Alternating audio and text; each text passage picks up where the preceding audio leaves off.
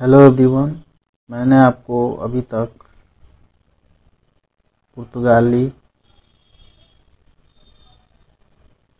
पुर्तगाली और second Dutch के बारे में मैंने पुर्तगाली ईस्ट इंडिया कंपनी और डच ईस्ट इंडिया कंपनी के बारे में मैंने आपको पिछले वीडियो में पढ़ा दिया था, है ना। और आज की इस वीडियो में मैं आपको अंग्रेज़ के बारे में पढ़ाने जा रहा हूँ। ठीक है, तो चलिए देखते हैं अंग्रेज़ के बारे में। ठीक है, देखिए अंग्रेज। ठीक है, अंग्रेज को ही बोलते हैं ब्रिटिश। ठीक है, ब्रिटिश बोलते हैं या इसको इंग्लैंड भी बोलते हैं। ठीक है, इसको ब्रिटिश बोलते हैं, इंग्लिश में इसको इंग्लैंड बोलते हैं। ठीक है, अब देखते हैं आज की इस वीडियो में अंग्रेज के बारे में। ठीक है, तो अंग्रेज में हम देखेंगे ब्रिटिश ईस्ट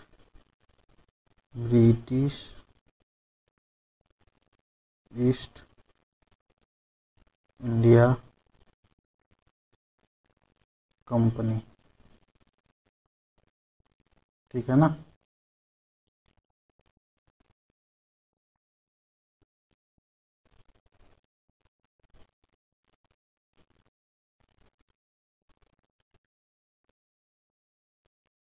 ब्रिटिश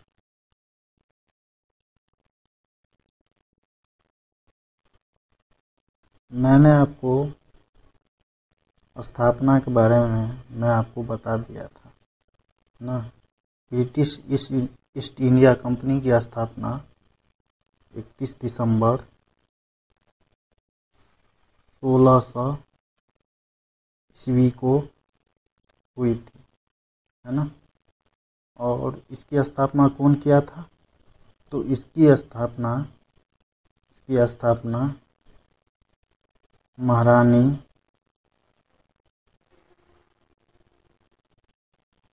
एलिजाबेथ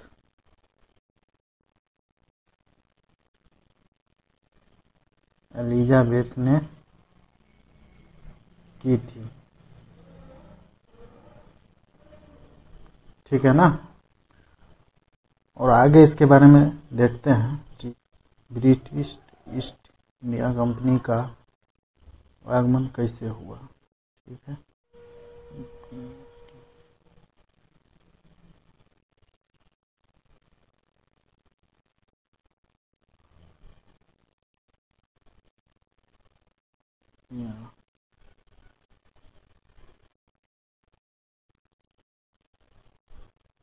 आप समझते हैं ब्रिटिश ईस्ट इंडिया कंपनी के बारे में समझते हैं। देखिए, शुरू में ब्रिटिश ईस्ट इंडिया कंपनी ने अपना पूरा ध्यान जो है मसालों के व्यापार पर, विशेष रूप से इंडोनेशिया से काली मिर्च और मसाला प्राप्त होने वाले द्वीप तक अपना क्या किया, तो ध्यान केंद्रित रखा। ठीक है, और प्रथम 12 वर्षों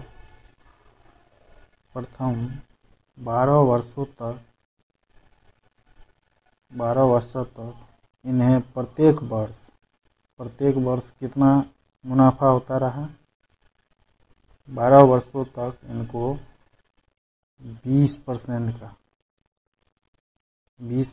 का लाभ होता रहा, है ना। 12 वर्षों तक कितना? प्रत्येक वर्ष 20% का लाभ इनको होता रहा। किससे? तो मसाला से। ठीक है ना। मसाला में आप काली मिर्च हो गया, इससे ब्रिटिश ईस्ट इंडिया कंपनी को लाभ होता रहा। ठीक है, उसके बाद 20% का ही लाभ होता रहा। तो उसके बाद इन्होंने जल्द ही सोचा कि भारत की वस्तुएं जो है, भारत में कपड़ों का व्यापार ज़्यादा होता था, है ना। तो अंग्रेज़ लोग सोचा कि कपड़ा का व्यापार किया जाए। तो ब्रिटिश जो है अंग्रेज, वो लोग क्या किया कि मसाला का जो व्यापार है, मसाला का जो व्यापार वो लोग करता था, उसको उसको उसका उपयोग कपड़े के व्यापार में करने लगा। मतलब मसाला नहीं खरीद के आप कपड़े का व्यापार करने लगा। ठीक है, कपड़े का व्यापार करने लगा। अब व्यापार कर रहा है तो स्वाभाविक सी बात है कि उनको मतलब कोई बड़ी सी कारखाना चाहिए, है ना। तो उन्होंने सोचा गुजरात के सूरत में, गुजरात के, अब देखिए मैप से समझते हैं, ठीक है ना।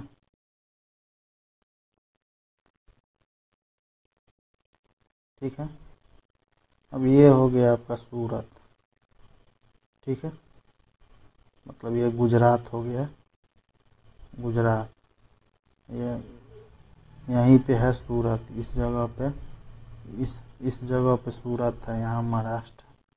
ठीक है, तो अंग्रेज सोचा कि इस जगह पे एक कारखाना खोला जाए। क्या खोला जाए? तो कारखाना खोला जाए। उन्होंने स्थापित करने के लिए, कारखाना खोलने के लिए योजना बनाई। ठीक है, तब योजना बनाई कि यहाँ पे सूरत में कारखाना खोला जाए। उसके बाद महारानी एलिजाबेथ ने जो चार्टर एक्ट के माध्यम से एक पत्र को कैप्टन हॉकिंस, जो विलियम हॉकिंस था, उनको व्यापार करने के लिए भारत भेजा। तो पहला जो गवर्नर था वो था कैप्टन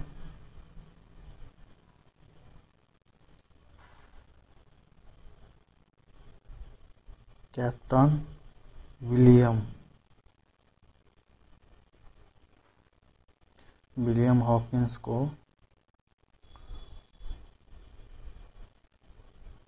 ब्रिटेन से नियुक्त करके भेजा भारत में, है ना। भारत में भेजा तो उस समय भारत के गद्दी पे, उस समय भारत के गद्दी पे कौन था? अकबर थे, है ना। अकबर थे, अकबर बादशाह थे भारत के गद्दी पे, है ना। अकबर का शासन था, है ना। और उन्हीं के नाम से उस समय जब स्थापना हुआ, उस समय अकबर ही थे, ठीक है, शासन। तब कैप्टन विलियम हॉकिंस को एक पत्र लेके भेजा। जब भेजा तो वो 1609 ईस्वी में कैप्टन हॉकिंस आए। कहाँ आए? अकबर के दरबार में। अकबर के दरबार में आए 1609 में। तो उस समय अकबर तो मर चुके थे, क्योंकि अकबर का मृत्यु 1605 ईस्वी में हो गया था। तो 1609 में आए, उस समय जहांगीर थे, ठीक है, जहांगीर थे दरबार में, ठीक है। तो अब समझते हैं, तो यहाँ तक समझ गए। अब आगे समझते हैं कि कैप्टन विलियम हॉकिंस जब गए तो मुग़ल बादशाह जहांगीर था उस समय, अकबर तो मर चुके थे, तो लेटर था अकबर के नाम से, लेकिन आ गए जहांगीर के दरबार में, आगरा में। तो हॉकिंस जो थे वो जब जहांगीर के दरबार में भेजे तो उनको क्या हुआ, उस समय पुर्तगाली लोग मतलब बहुत ही, उनका जो पुर्तगाली लोग बहुत ही ज़्यादा संख्या में भारत में अपना अधिपत्य जमा चुके थे, उनका शासन चल रहा था। पुर्तगालियों का उस समय बहुत अधिक माध्यम में, मतलब ज़्यादातर पुर्तगाली वहाँ पे शासन कर रहे थे, है ना।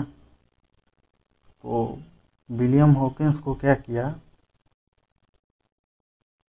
पुर्तगाली लोग षड्यंत्र किया, है ना। तो उसके विलियम हॉकिंस के साथ षड्यंत्र रचा गया और उसके बाद उनको वहाँ से लौटना पड़ गया। तो कैप्टन विलियम हॉकिंस क्या क्या किए, तो उसके बाद वो लौट गए कहाँ, ब्रिटेन। उसके बाद जो है, उसके बाद फिर एक गवर्नर को, ब्रिटेन के राजा फिर एक गवर्नर को नियुक्त किए। तो वो जो गवर्नर थे वो 1611 ईस्वी में भारत आए, है ना, भारत आए। तो उस गवर्नर का नाम था कैप्टन मिडलेटन,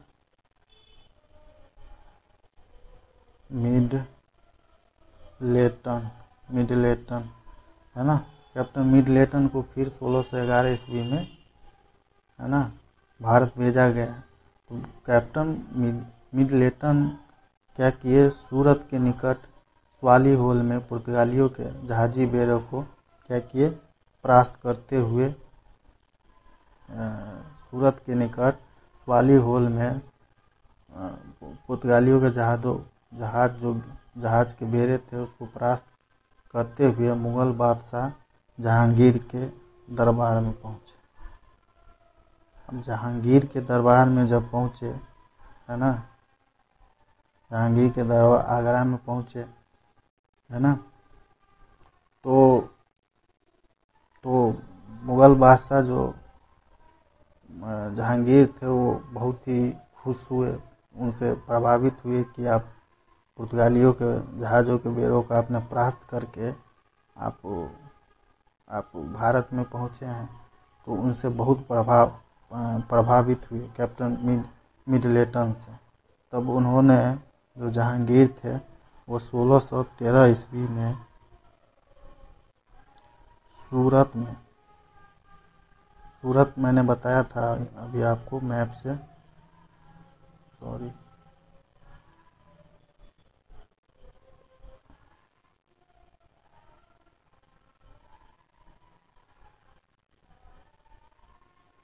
है ना, ये हो गया गुजरात का क्षेत्र, है ना, ये गुजरात हो गया, यहाँ पे सूरत है ना। तो यहीं पे कारखाना खोलने का अनुमति,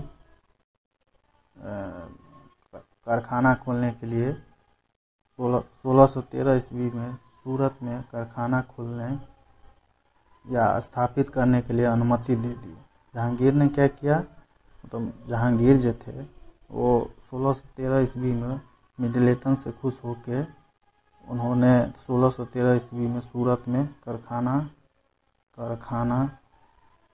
खोलने की अनुमति दे दी, है ना, खोलने की अनुमति दे दी। ठीक है, अनुमति मिल गया तो कारखाना स्थापित करने का योजना फिर बनाया, है ना। उससे पूर्व जो है मसूलीपट्टनम, देखिए अभी इस क्षेत्र को बोलते हैं मसूलीपट्टनम, आंध्र प्रदेश का क्षेत्र है वो मसूलीपट्टनम, है ना, उससे पूर्व कारखाना स्थापित कर चुके थे, है ना। ब्रिटेन जो थे, अंग्रेज लोग मसूलीपट्टनम इस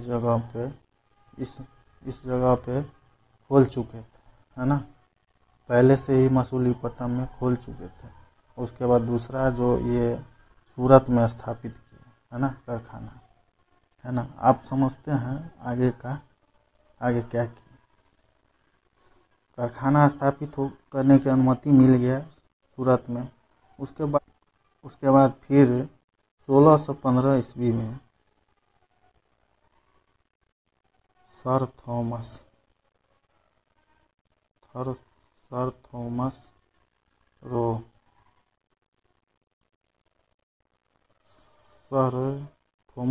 को 1615 ईस्वी में सर थॉमस रो को मुगल दरबार में भेजा गया, है ना। फिर जो है थॉमस रो को मुगल दरबार में भेजा गया जो 1619 तक sir Thomas Roe sir Thomas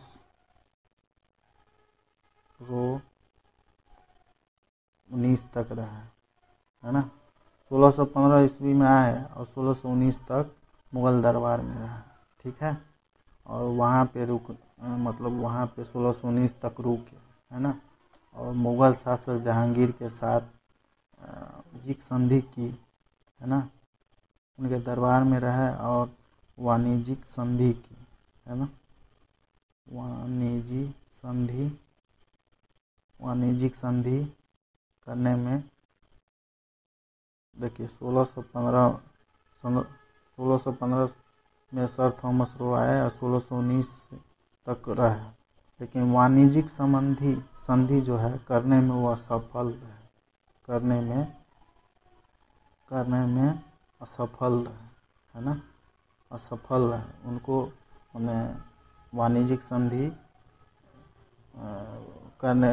करने का मतलब अनुमति नहीं दिया गया, है ना। जहांगीर ने उनको वाणिज्यिक संधि करने का अनुमति नहीं दिया, है ना। उसके बाद जो संधि असफल रहा, लेकिन थॉमस रो जो है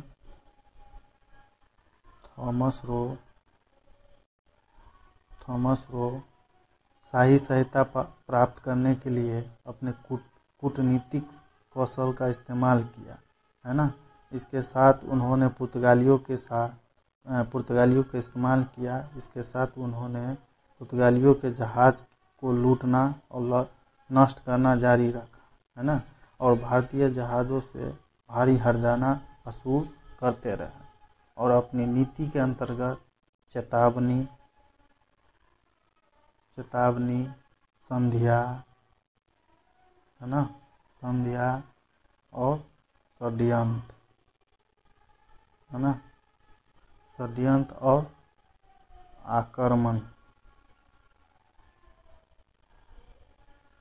आक्रमण का सहारा लेते रहे, है ना। क्या क्या किए तो देखिए आप, उनको मतलब जहांगीर के दरबार में आए, 1615 में आए, 1619 तक रहे, लेकिन वो जो सोच रहे थे जहांगीर के साथ वाणिज्यिक संधि कर लें, लेकिन उसमें वो असफल रहे, है ना। जब असफल हो गए तो उन्होंने थॉमस रो जो था वो शाही सहायता प्राप्त करने के लिए कूटनीतिक रास्ता अपनाया, है ना, अपने कूटनीतिक कौशल का इस्तेमाल किया। इसके साथ उन्होंने पुर्तगालियों के जहाज़ को लूटना, जो पुर्तगाली लोग थे उसके जहाज़ों को लूटना चालू कर दिए, नष्ट करना जारी रखा। और उसके बाद उसके भारतीय जहाज़ों को भारी मतलब क्षति पहुंचाया और उसके बाद हर्जाना वसूल करने लगा और चेतावनी देने लगा, संध्या करने लगा और षड्यंत्र और आक्रमण का सहारा लेने लगा, है ना। यहाँ तक आप लोग समझ गए होंगे और आगे और समझते हैं। देखिए आप समझते हैं इसका क्या क्या मतलब, क्या क्या आगे क्या क्या किया अंग्रेज लोग, है ना। अब आप समझते हैं। देखिए 1620 ईस्वी में, उसके बाद 1620 ईस्वी में नौसेना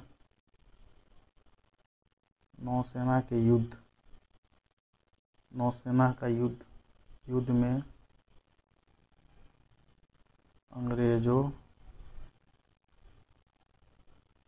अंग्रेजों ने पुर्तगालियों को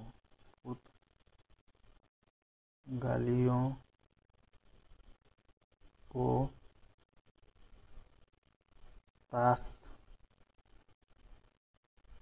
कर दिया और पुर्तगालियों का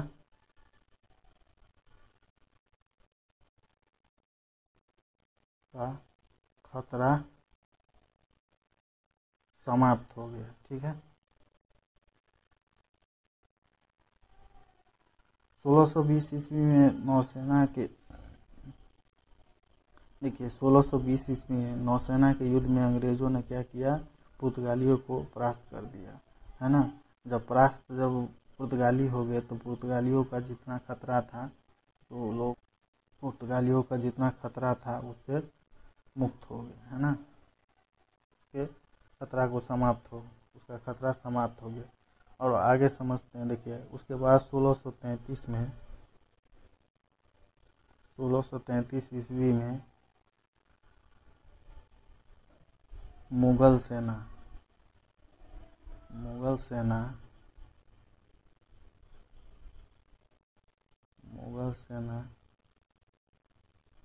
ने भी बंगाल के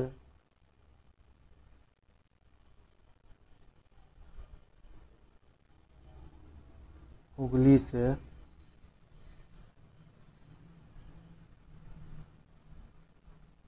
पुर्तगालियों को मार भगाया, है ना।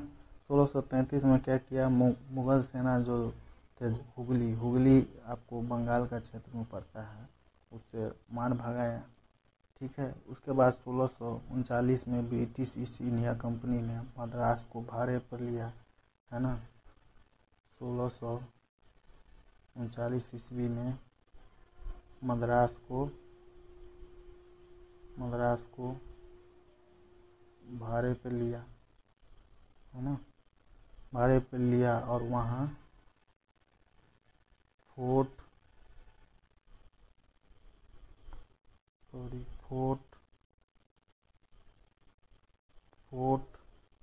सेंट जॉर्ज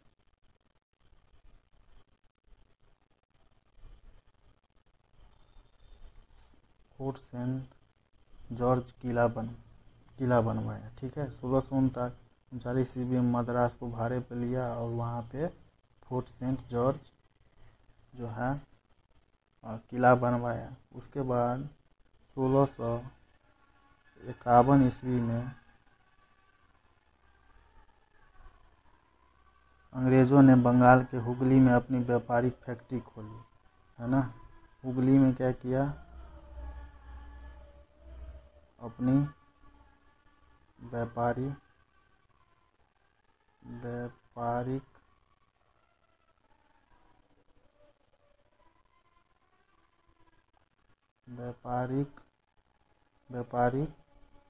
फैक्ट्री खोली, ठीक है।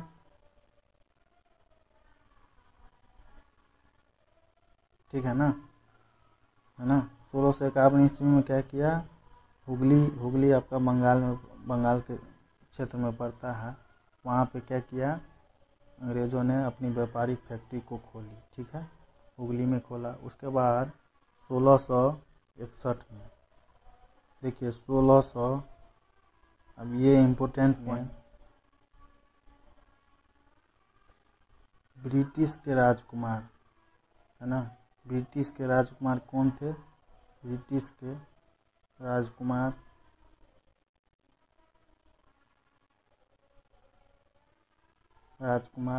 चार्ल्स द्वितीय का विवाह हो गया किससे, तो राजकुमारी कैथरीन से, है ना, कैथरीन से हो गया, ठीक है। चार्ल्स द्वितीय का विवाह कैथरीन से हो गया, है ना। और बम्बई का जो क्षेत्र था, पुर्तगाली लोग बम्बई जो था वो उस क्षेत्र बम्बई के बंदरगाह को, है ना। देखिए राजकुमार चार्ल्स द्वितीय का विवाह राजकुमारी कैथरीन से हुआ, ठीक है। और बम्बई का जो बंदरगाह था वो दहेज के रूप में अंग्रेज़ों को कौन दे दिया, तो पुर्तगाली लोग दे दिया, है ना। बम्बई को क्या दे दिया, दहेज में, ठीक है, बम्बई के बंदरगाह को, ठीक है ना, बंदरगाह को दे दिया, ठीक है, दहेज के रूप में। और चार्ल्स द्वितीय ने 10 पाउंड वार्षिक किराए पर ब्रिटिश ईस्ट इंडिया कंपनी को क्या कर दिया, बम्बई को दे दिया, ठीक है ना। कितना, तो 10 पाउंड 10 पाउंड वार्षिक किराए पर 10 पाउंड के वार्षिक किराए पर राजकुमार चार्ल्स द्वितीय वो बम्बई को दे दिए। उसके बाद 1698 ईस्वी में कलकत्ता में फोर्ट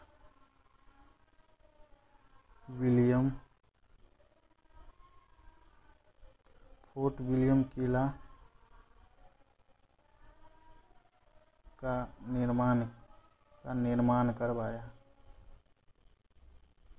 निर्माण प्रारंभ करवाया, है ना। देखिए यही जो किला बनवा रहे थे ना, तो सिराज उद दौला जो था बंगाल का नवाब, वो हमला किए थे, है ना। और उसके बाद काल कोठरी जो घटना हुई थी उसमें 146 लोगों को एक कोठी में मतलब काल कोठरी में डाल दिए, और जिसमें 123 लोग मर गया और 23 लोग जीवित रहा, है ना। तो यही घटना है। उस समय वो फोर्ट विलियम किला बन रहा था, उसी समय सिराज उद दौला जो बंगाल के नवाब थे वो हमला किए थे। तो मैं आपको बंगाल जब पढ़ाऊँगा तो इसको डिटेल में बताऊँगा, ठीक है, इसके बारे में क्या क्या घटना हुआ था, है ना। फिलहाल के लिए इतना समझते हैं, ठीक है। निर्माण प्रारंभ हो गया, ठीक है, और आगे समझते हैं। देखिए कलकत्ता जो अभी कलकत्ता जो शहर है कलकत्ता, तो कलकत्ता का जो निर्माण सर्वप्रथम कलकत्ता शहर का जो स्थापना हुआ था वो सर्वप्रथम जॉब चारनाक ने किया था। जॉब चारनाक, है ना।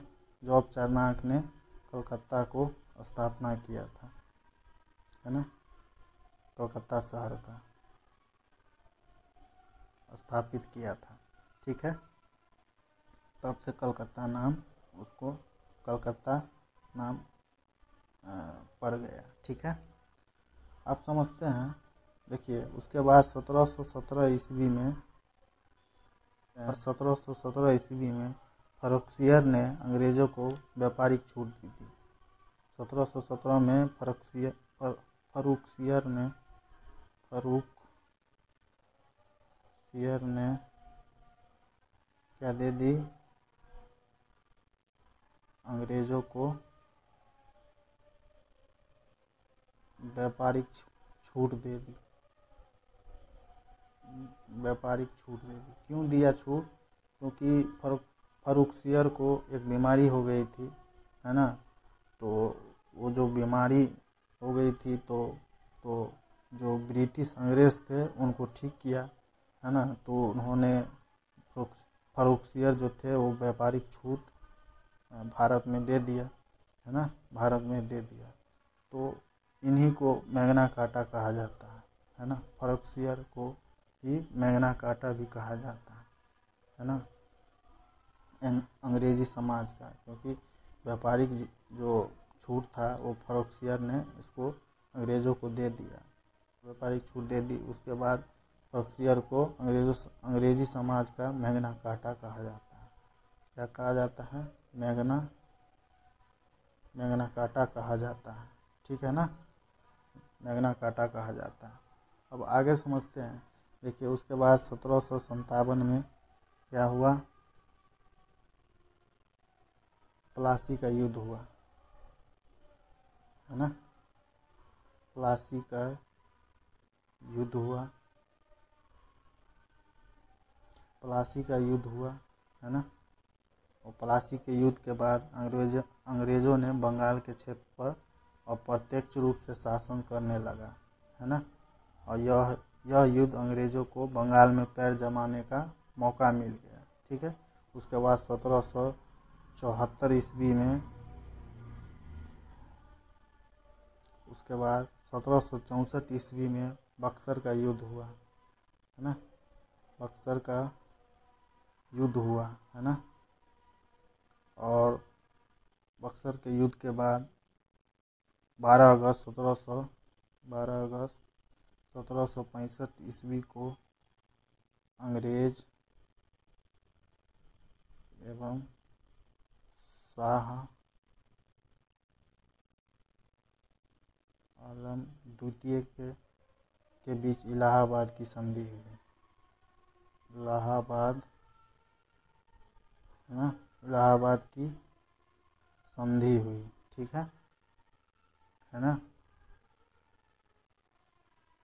इस संधि के तहत अंग्रेजों ने बंगाल के क्षेत्र में द्वैत शासन लगा दिया और अंग्रेजों को भारत में पैर जमाने का मौका मिल गया। उसके बाद 1759 ईस्वी में अंग्रेजों ने वेदरा का युद्ध हुआ, है ना, अंग्रेज और डचों के बीच, जिसमें डच पराजित हो गया। और 1760 में वांडीवास का युद्ध हुआ, है ना, उसमें फ्रांसीसी को वांडीवास का युद्ध हुआ, जिसमें फ्रांसीसी पराजित हो गए, है ना। और इस प्रकार भारत में अंग्रेजों का शासन हो गया, है ना। अंग्रेज पूरी तरह से शासन करने लगे। देखिए क्या क्या हुआ, डच को हरा दिया, है ना, डच हार गए, पराजित हो गए, डच हार गए, फ्रांसीसी हार गए, स्वीडिश से उसके कंपनी को खरीद लिया, पुर्तगाली को संबंध हो गया, है ना, पुर्तगाली से एक संबंधी हो गया, लेकिन पुर्तगाली इंडोनेशिया चल गए, अंग्रेज भारत में शासन करने लगे। और स्वीडिश और उसके बाद डेनमार्क, सारे कंपनी को उन्होंने अंग्रेज मतलब खरीद लिया। उसके बाद उसमें डच और फ्रांसीसी हार गए। सबको पराजित करने के बाद अंग्रेज अब भारत में शासन करने लगे, क्योंकि इसके अंग्रेज के अलावा कोई शक्ति नहीं बची थी, है ना। उसके बाद अंग्रेज पूरी तरह से अपना पैर जमा लिया भारत में, और उसके बाद अपना शासन करने लगे, है ना। और उस समय जो गवर्नर जनरल था भारत का, उस समय गवर्नर जनरल लॉर्ड क्लाइव था, ठीक है, लॉर्ड क्लाइव थे, है ना। इन्होंने ही द्वैध जो शासन हुआ था, द्वैध शासन प्रणाली लगाया था, है ना, द्वैध शासन प्रणाली लगाया था। और इसी के समय 1773 में रेगुलेटिंग एक्ट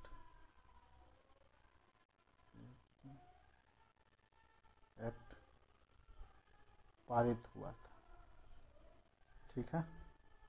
तो अंग्रेज में इतना ही पढ़ना, आज के लिए इतना रखते हैं, और आगे फ्रांसीसी पढ़ा देंगे, फ्रांसीसी और कर्नाटक